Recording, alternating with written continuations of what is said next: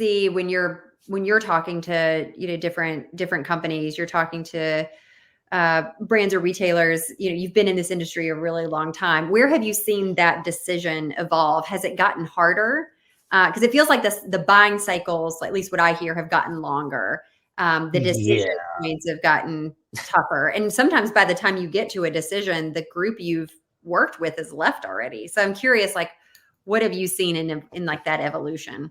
I would say we have a mid-market vendor landscape in e-commerce that is left over from when a commerce functionality was not a big commodity, but unfortunately it's a big commodity now. And so the pressure, like if you think back 7-8 years, commerce platforms, a lot of them didn't even have responsive themes, right? The mobile revolution forced a lot of sudden like adoption of new tech. And that was urgent. There was dollars that were leaking out, because people had experiences that weren't compatible with the way more and more shoppers were wanting to buy. Right. What's the current pressure sort of like forcing that kind of adoption? And so if you think about it, Magento, Demandware, BigCommerce, Shopify, Shopware, like all of those platforms have basically a relatively comparable set of functionality. It's only in very specific pieces of it, specific channels and specific use cases that you then start getting into,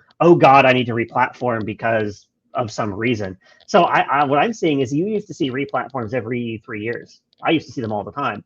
Now it's more like 5 years, sometimes 7 years. And to your earlier point, that Demandware IPO was what, 2016, Rick? And all those people are still on it. Like, that was a long time ago. Like, there's just not the impetus. I think there's nothing technologically driving it.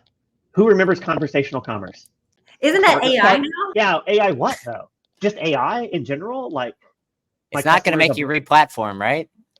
No, it's not, because for lots of reasons. And so there's not. I think that we have too many vendors because that are left over, sort of lurching, like zombies into the daylight.